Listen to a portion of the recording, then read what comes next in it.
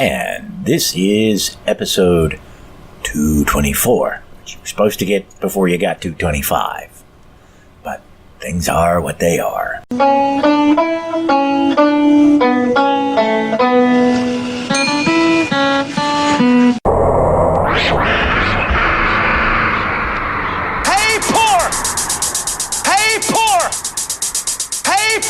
You don't have to be poor anymore. Jesus is here. The loudspeaker spoke up and said, Christianity is stupid.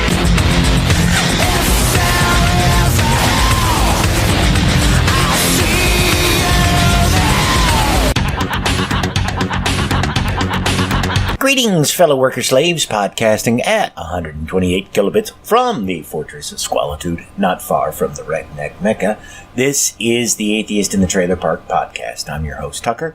Professor Fuzznuts is cowering on the floor in the existential dread that comes from knowing the latest shipment of his flea medicine has arrived. Ash is curled up on the couch wondering what the hell he's doing out here and not in my room, but he wouldn't shut up when he was in my room, so I brought him out. Yes, it's a podcast hosted by a guy. These cats, get over it. And this is the episode 224 that I have been trying to put out, and I will now finally get out in some form or fashion thereof. Now, apologies right off the bat for the audio quality on the last episode of 225. I will fix that here and post a new version of it as soon as I can. Basically, what happened was I was falling asleep while I was editing, and it came a choice of, well, I can either put the episode out as is, not knowing how bad it really was, or I can go to sleep and, worry about it later. Knowing the way things are, I was like, I will not be able to finish this later. I'm almost certain of it. So I'll go ahead and put it out, which I did. And then shortly afterwards, I got a message from a longtime listener who said, hey man, the audio on this is shit. And I was like, okay. So I will fix it. It won't be a problem. Here's what happened. When Skullbeard and I recorded the episode, his audio for some reason on my end was really low and muffled. Normally this isn't a big issue because for some reason the software that records the Skype calls would record my voice really low, and then during the editing process, as I get everything ready, I run it through a compressor and that fixes all the audio. Well, I did that this time, and it didn't fix all the audio. And I was like, fuck, I don't know what I'm going to do. And, I am nodding off at the keyboard at this point. So I was like, well, I'll run it through the compressor again and see if that boosts the levels up. And it did, and I heard it listen for a little bit, and I could tell it was a little odd, but I didn't think it was that bad. So I went ahead and posted it and went to bed. Because when you're doing that kind of editing, it really takes brain power to concentrate, and I wasn't able to devote to it. So I was, I just put it out hoping that it was right, because I knew I wouldn't be able to fix it, and I didn't know when I'd get a chance to work on it. Because when you've got a serious audio problem, it can actually take several hours to correct.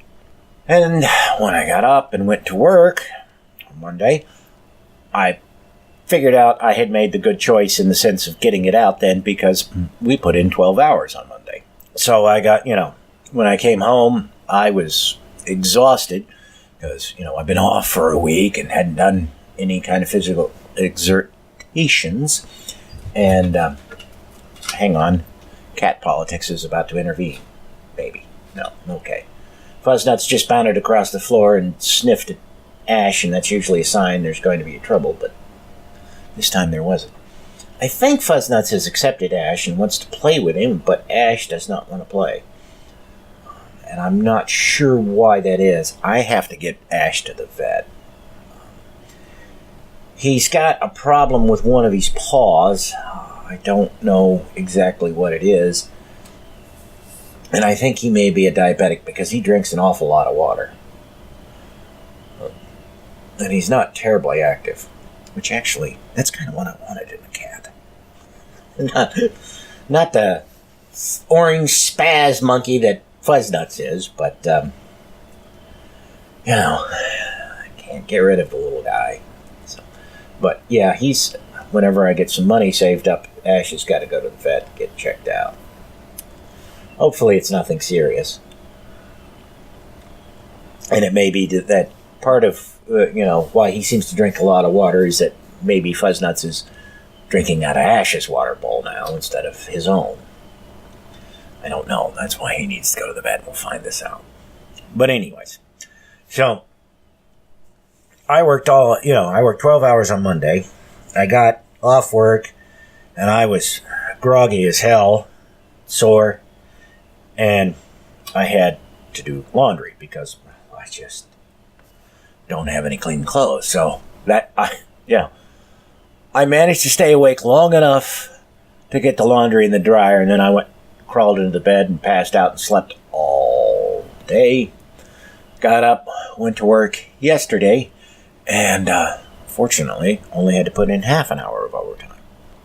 Which is really good because I desperately need the money with not having worked last week and not having a big paycheck since we're down to 4 days a week. And they did not. Sometimes they do this. They'll throw our holiday pay on a check. Like if we're going to be off for a week and there's a holiday the following, they'll go ahead and give us the holiday pay early, which they didn't do. And I'm grateful for, because that means I will have some money coming into my bank account on Friday morning at the latest, which is good because I only have $1.94 to tide me over until then. Fortunately, I have food and hopefully enough cigarettes to last me that long. And it's, I think, Wednesday now? Yes, it is Wednesday. See, when you work third shift, you never know what day it is. Thank God for computers where you can just easily pull that information up and check. So, anyways, today, fortunately, I got off and got some sleep so I can finally do this. Now, as to why I didn't do this episode when I normally would do it, well, it's kind of complicated, and we'll go over all that. Because normally, an even number episode would be a news episode, or I'd try to stick a special in there. So we'll consider this one a special, since there's not going to be any real news in it. But what happened was, we were off all week, so hey, I should have plenty of time to do everything. But I just felt like absolute shit. Psychologically, not physically. Part of that almost certainly was because my nephew's funeral was coming up and I knew I couldn't go. I don't have the money or a way to get there.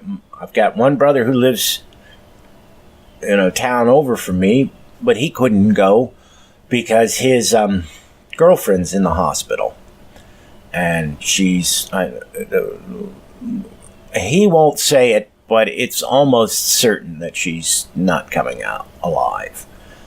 She's in bad shape. She's got some kind of chronic disease, and she had blood clots in her lungs and some other problems, and the hospital didn't catch them right away. And, well, she's been in and out of comas, and even when she's awake, she's not really responsive.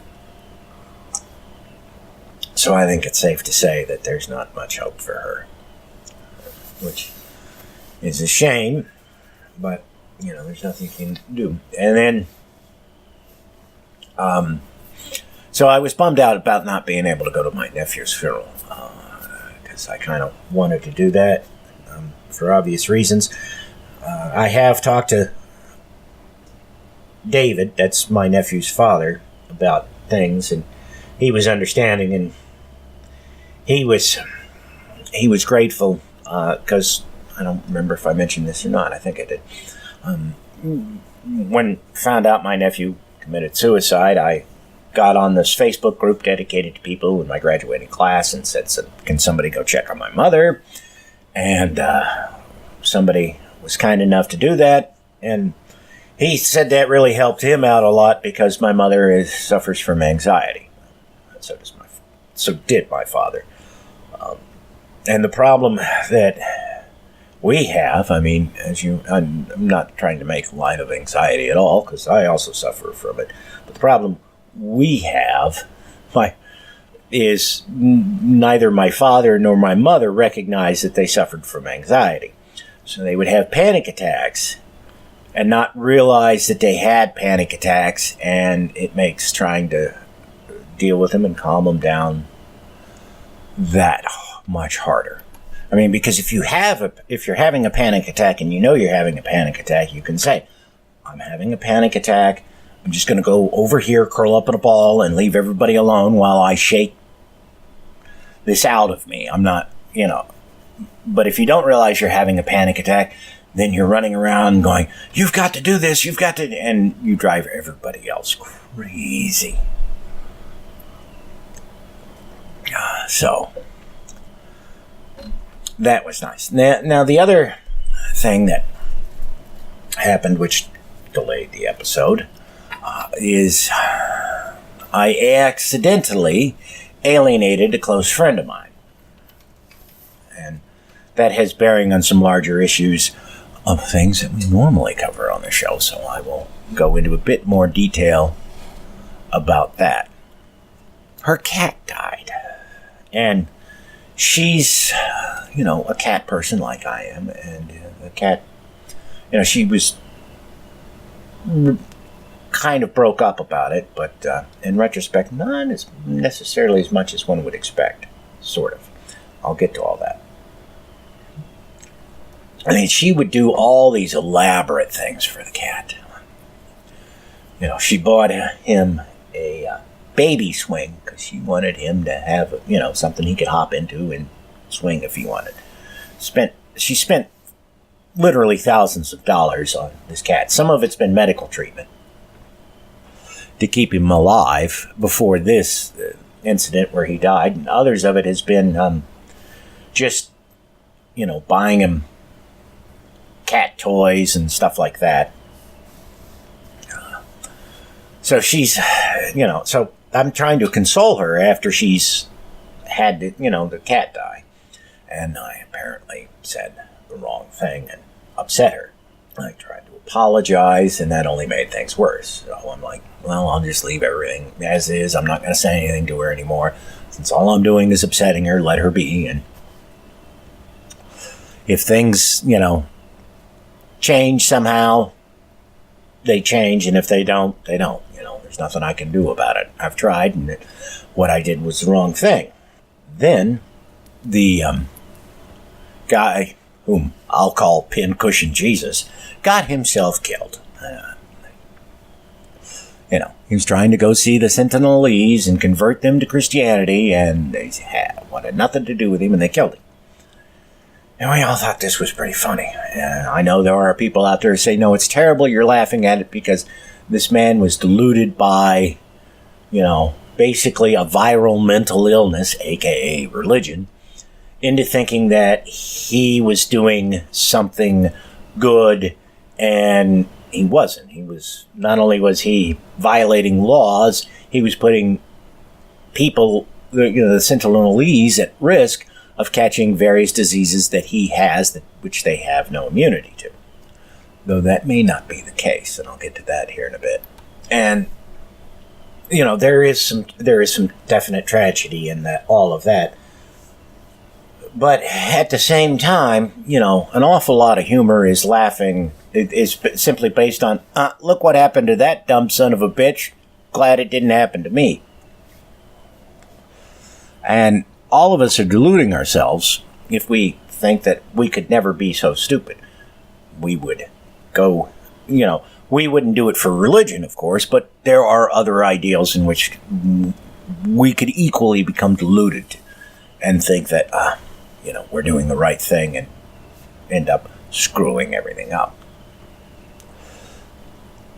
And as part of his, the stuff that came out after this guy's death, there was, talk of all the effort he put into, he did all kinds of research, thousands of hours apparently, of, understanding as much as he could about the tribe, anthropology, doing all these things so that he would have the most possible chance of success you could get.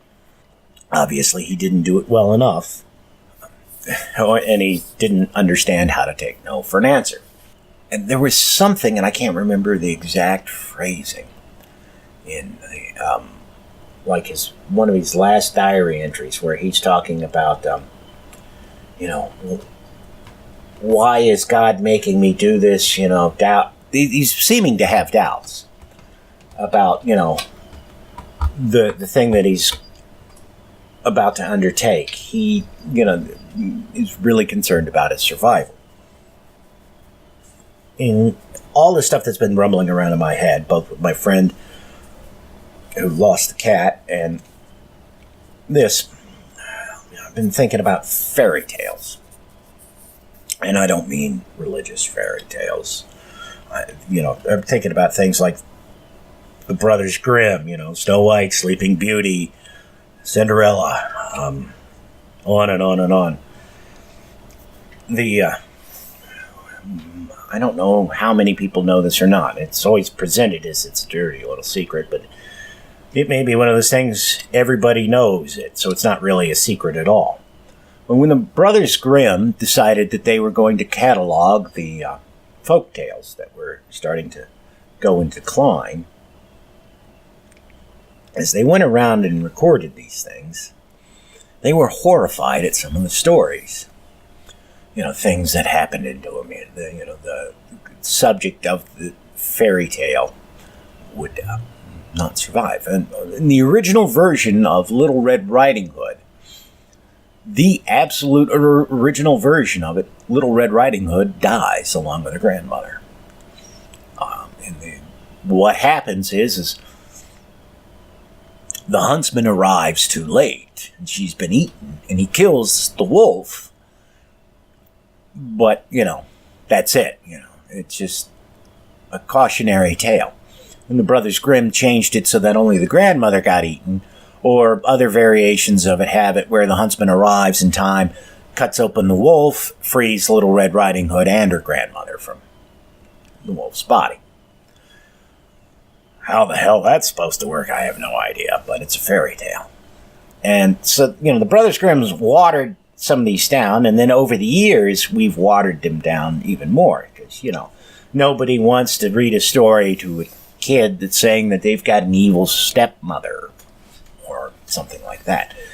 And there was a sociologist who talked about the original versions of the tales in something I read, and he was saying that really the reason the original tales were so horrific and graphic was because they provided a cushion to people in those situations, because, the peasants at that time had a very rough, hard-scrabble life, and, by giving the kids fairy tales that were as grim or even grimmer than reality, they gave the kids, a coping mechanism.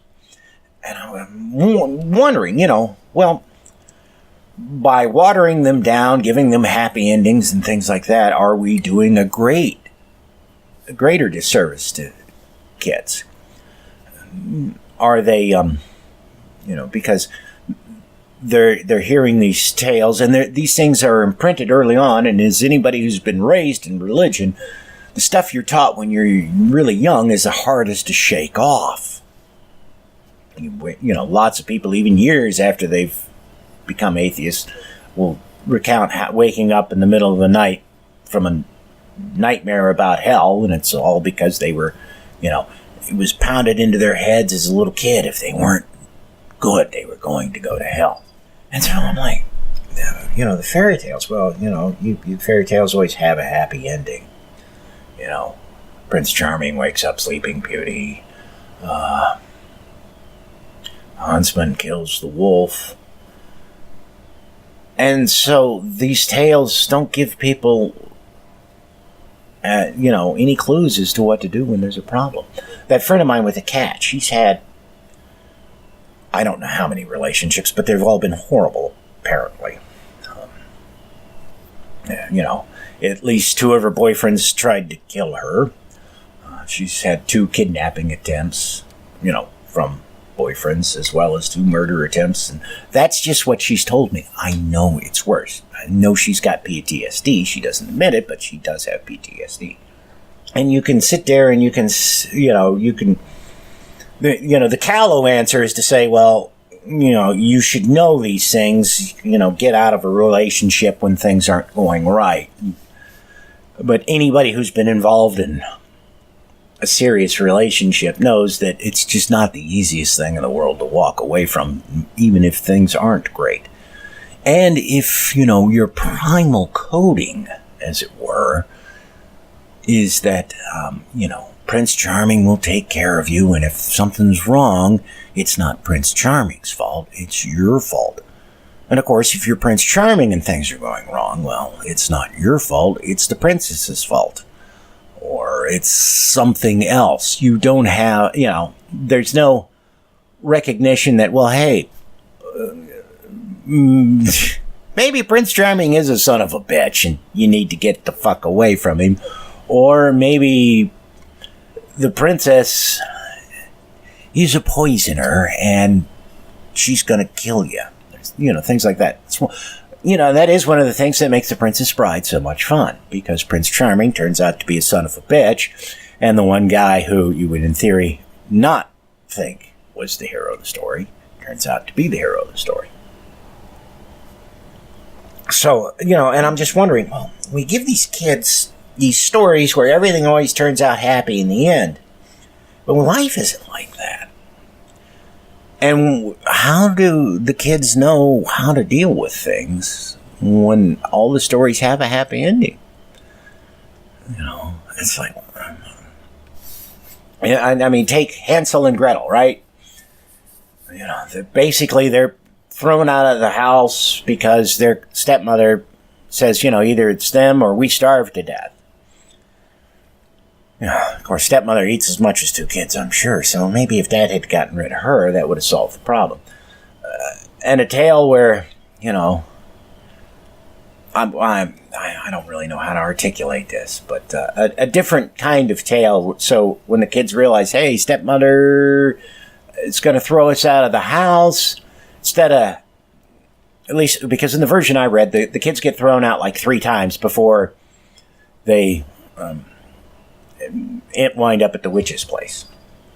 And it should be, maybe the story should be that after the first time the kids get thrown out, they come back and whack the stepmother. That way, they don't have to risk being thrown out again. And then they never encounter the witch, and other children perhaps get eaten. I don't know.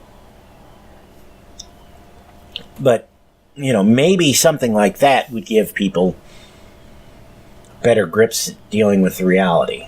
And maybe things like that are what caused this guy, well, actually, I know they are, because things like that, in a slightly different form, caused this guy to think he could go and hang out with the Sentinelese. I'm sure he had the fairy story, well, God is going to protect me. Or, even if I fail at this and I'm killed, I'll be in heaven. None of which is true.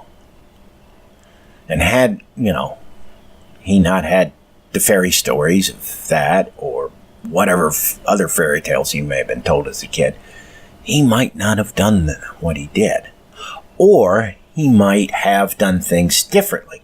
And here is why I said that this tribe hasn't been completely isolated.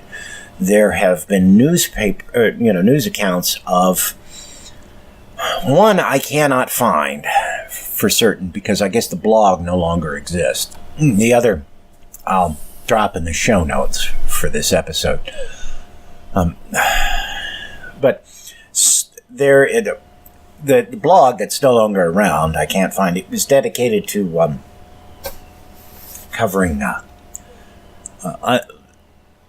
remote tribes in various parts of the world. And they had photographs, which they said were taken on that island, and, they were of the tribes people, and they were photographs that were, whoever the photographer was, he was on the beach with these people. They were standing around him smiling, and he was taking pictures of them in the ocean and things like that. So he'd had some friendly contact. There is the other one, which I will have a link.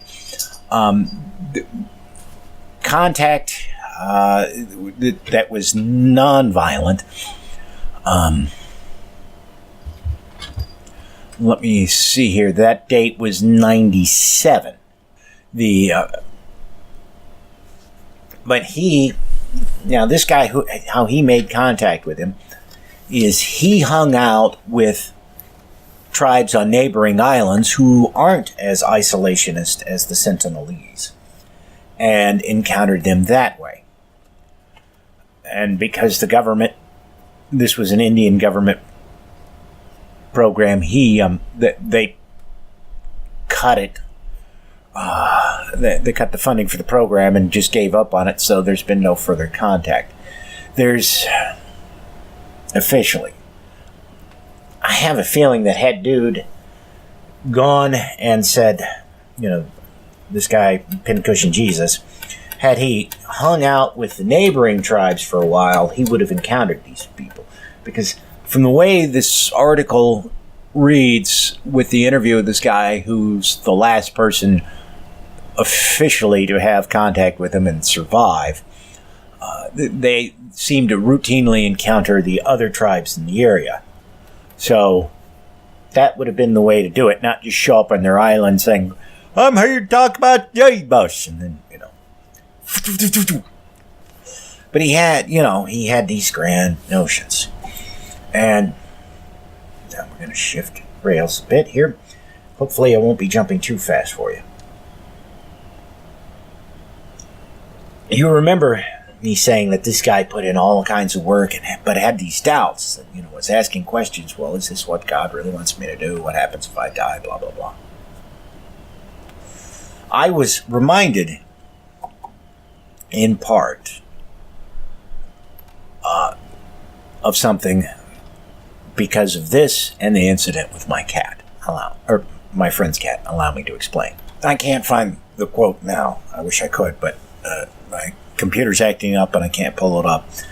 But in The True Believer, to go back to this yet again, Eric Hoffer says something along the lines of, we are more willing to die for things which we believe to be true than we are for things that we know to be true.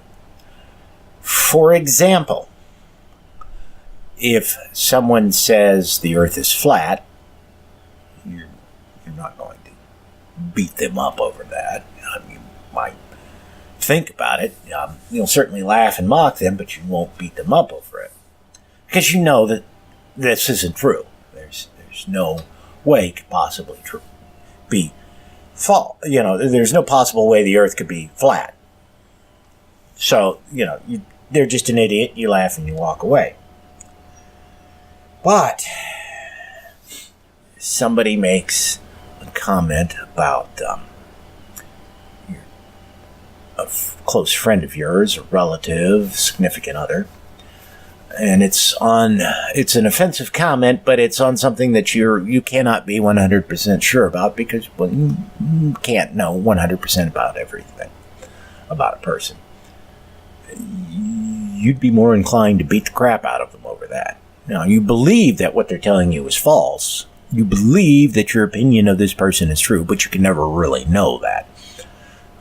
In this instance, other instances, of course, you can be absolutely certain. I mean, if somebody tells you your mother is sucking cocks in hell, well, if your mom's still alive, that's impossible.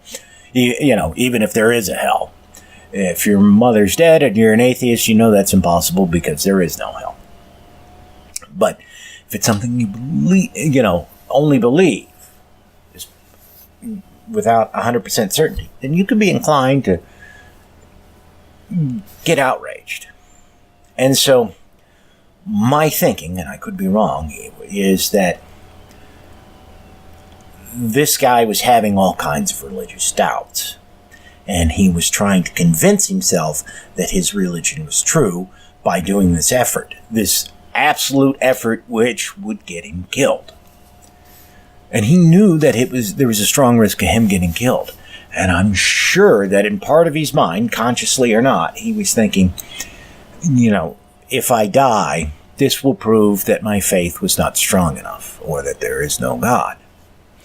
But that's at a level that you can't really admit to yourself, even though you're guided by it.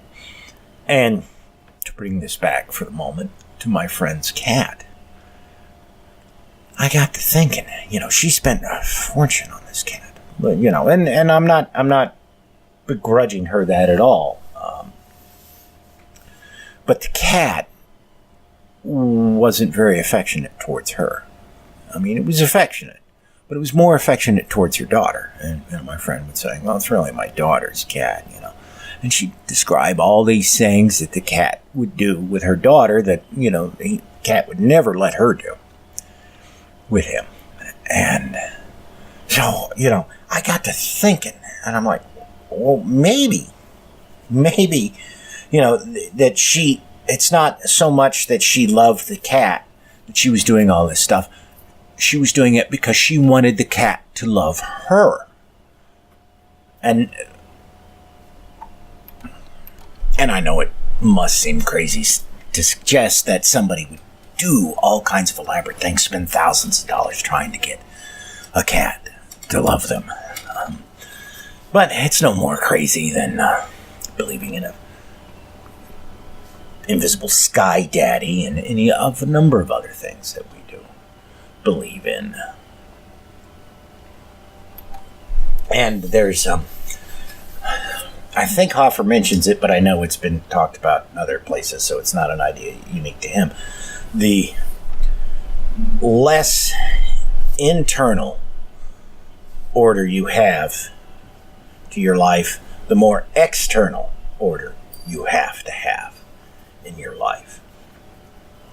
So, because there's something wrong with her life, whatever it may be, she is going all out trying to get the cat to have affection for her, because she can't control the other things, but she thinks she can control the cat's affection. When that's not the case. Or it wasn't the case, I guess I should say, since the cat is no longer alive. And we do this in other areas, and it's no different than, Pincushion Jesus. He was trying desperately to get proof that his God loved him, that his God was there. And, paid the ultimate price for it.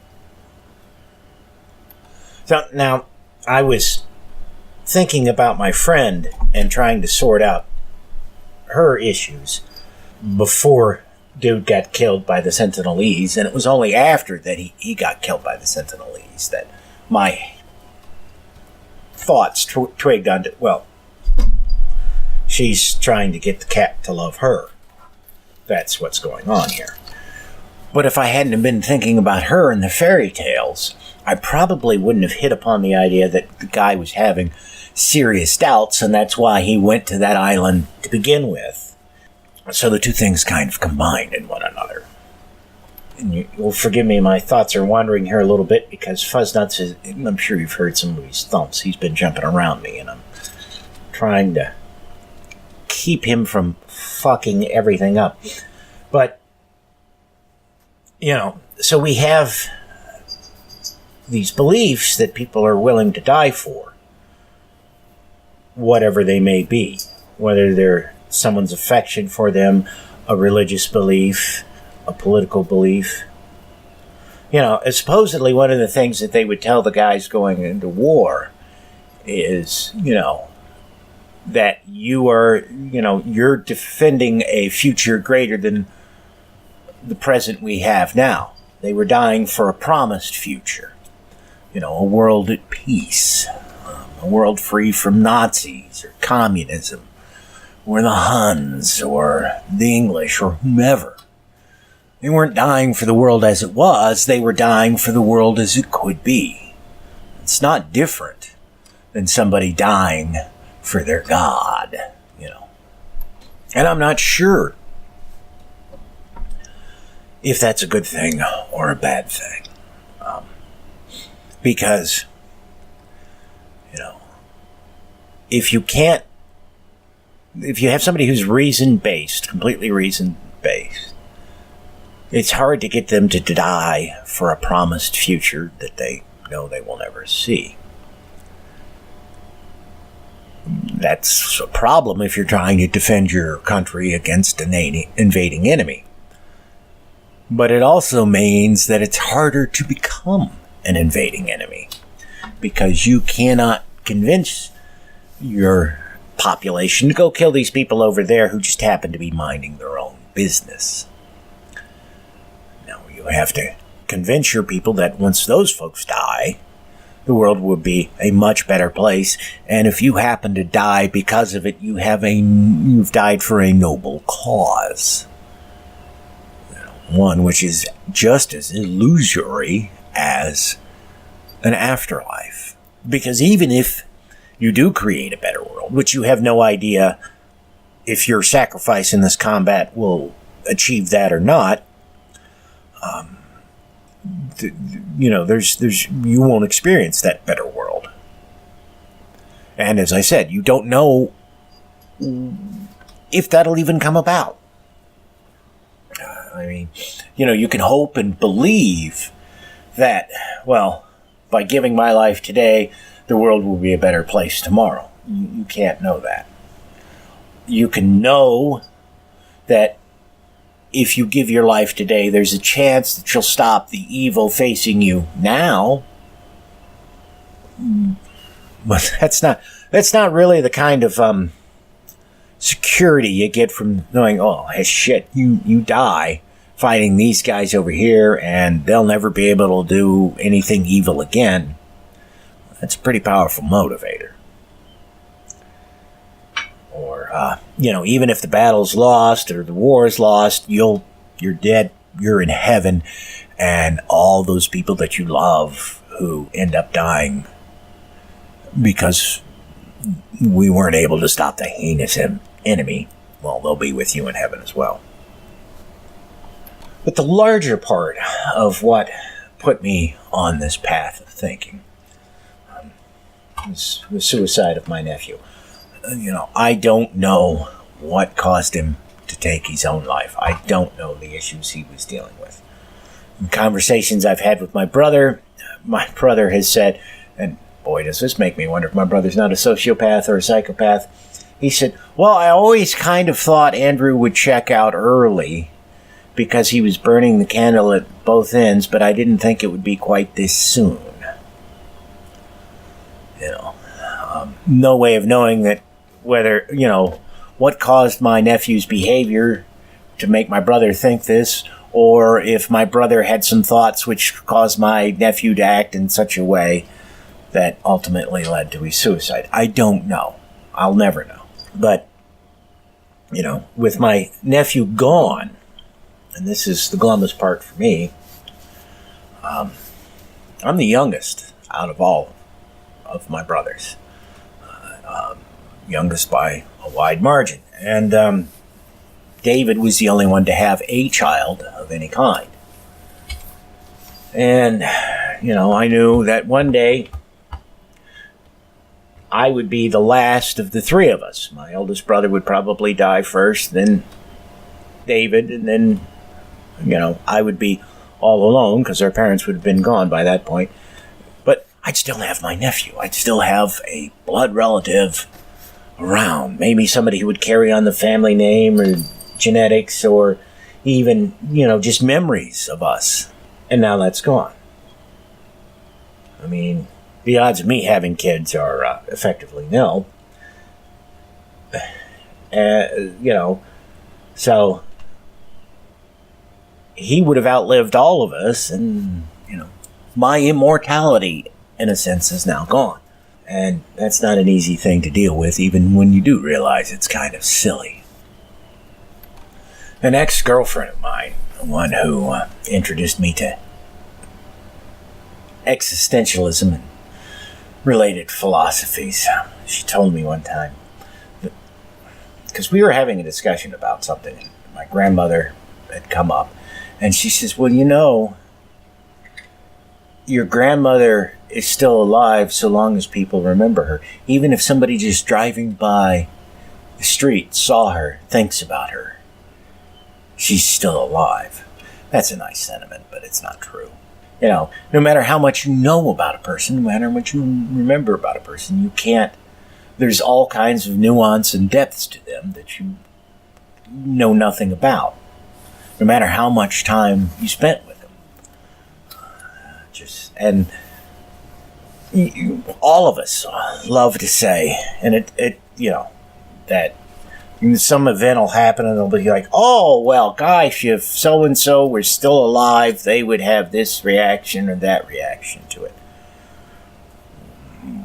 We really don't know. We believe that, and we may be able to guess that, infer that from things a person said, but we can never say for sure. You know, it's like I remember after Obama was elected president, there were these cartoons showing, founding fathers like George Washington and Abraham Lincoln, weeping for joy, or, just being indications that they were really proud that we'd finally elected an African-American president. That's a myth. That's a myth. There is no way either of those gentlemen, if you had told them when they were alive that one day we would have an African-American president, would have been anything other than shocked and horrified, if they could even believe such a thing at all. I mean, let's face it, Washington owned slaves. So the idea that one of them would be running the country, that would have been a hard pill for him to swallow. Lincoln, for all his praises, was never sure if African Americans were the equal of whites. And his original plan that he wanted to do after the Civil War was over, he obviously never got to implement it, but even during the war he realized it was impractical. He wanted to ship all slaves back to Africa because he just didn't think they would be able to fit in our society. Now, that's a kind of a preposterous idea, seeing as how some of them had been born in this country and had come from families who'd been in this country since before the Revolution. Putting them back in Africa would be like sending me, dumping me off in the streets of England or Ireland or Wales or wherever else my ancestors come from and saying, go fend for yourself, motherfucker. I mean, I got Swedish ancestry. You dump me off in Sweden, I'm really fucked. I don't speak the language. I mean, you dump me off in UK and Ireland, I can figure something out, because at least I can sort of understand some of them, depending on where you drop me off at. Some of the accents are really thick. If they're, and if you run across somebody like Wales who doesn't, or at least pretends not to speak English, you're really screwed. So, that's a myth that we cling to because it makes a convenient reality, and we like to believe that Washington and Lincoln were noble men who, even if they were flawed in their lives, would recognize, the greater ideals for which they taught, and the expression which goes beyond anything they ever intended as still adhering to those ideals. I don't know about that. I really don't know about that. It's impossible to say. You have all these people who gone into deep detail about Lincoln, and you'll still get contradictory answers out of them on what Lincoln may or may not have done in any given situation. And Lincoln has had more books written about him than any other president in the U.S. At one time, I don't know if it's still the case or not, there were more books in English on Abraham Lincoln than there were on Jesus. Now that ought to tell you how influential a figure he was. And if all those books are out there and you can't get the experts to agree on what he would do in future situations, I think it's safe to say we just don't know. But dead people are very, very convenient to have them at your back because they can't contradict you. So you can pull something they said. Maybe it's completely out of context. Maybe it's not even something they actually said. And use that to bolster your argument. And then, well, you're not criticizing me. You're criticizing the father of our country, or Abraham Lincoln, or Thomas Jefferson, or whomever. This is despite the fact that we know views which they held closely are incompatible with what we believe to be a free society in modern life. And I know that people say, well, they felt slavery was a necessary evil and that it would eventually be, it would just fade away. That's a rationalization that they gave themselves. Jefferson sat down one time after he left the presidency and figured out what it would cost.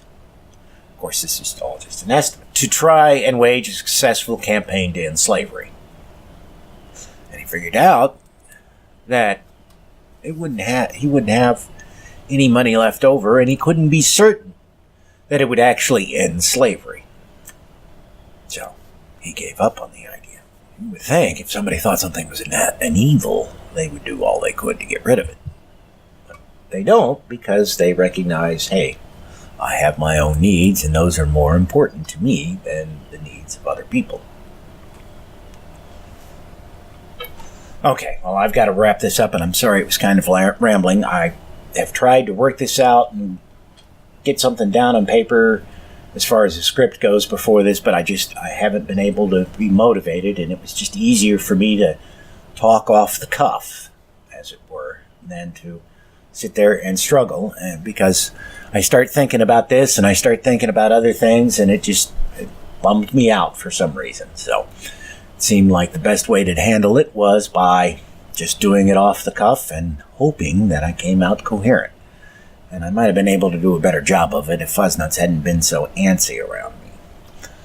Anyways, I will fix the audio of the 225 episode and get that up as soon as I can. It'll definitely go up before 227 does. Probably what is going to happen, I don't know for certain yet because I haven't checked the files. Depending on, I was just tired as fuck. So I don't know how I saved them and everything else. So if I can, I'll just fix the audio and repost it. But I may not be able to do that. Again, it all just depends on how the file was saved and everything and how I play with it. I may, because I have the clean audio of Skullbeard and I reading the story of Hekar, so I can fix that easily enough, no matter what. What I may not be able to do is fix the stuff at the beginning, which I don't remember what I talked about, so no big loss there. And if I can't fix the stuff I had at the beginning, you'll get a new intro for it. And I'll say right off the bat that it's a new intro. So because I heard from one person that the intro was weird, but it was tolerable to listen to, and I've heard from others that the whole thing was intolerable. I don't know. So if I can put it out pristine and perfect the way it should have been, I'll do that. If I can't, then I'll slap a new intro on it, and I'll tell you right off the bat. So if you were able to make out the intro, you can just skip right to the, the Skullbeard and I reading. If I get a version, if I'm able to rescue this version. If not, then you'll know, hey, I get to hear more babbling from the idiot in the beer can. All right.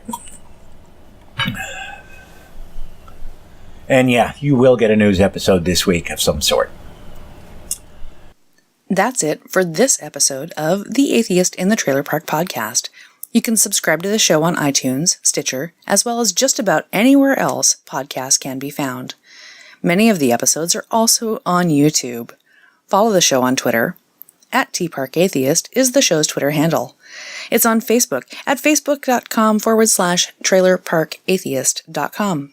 If you happen to like the podcast, please rate it on iTunes. If you'd like to support the podcast, there's a donate button on the show notes page. You can support it via Patreon at patreon.com/TNTucker. Thanks for listening. Say goodnight, Fuzz-Nuts. All I know is this violates every canon of respectable broadcasting. Damned cat.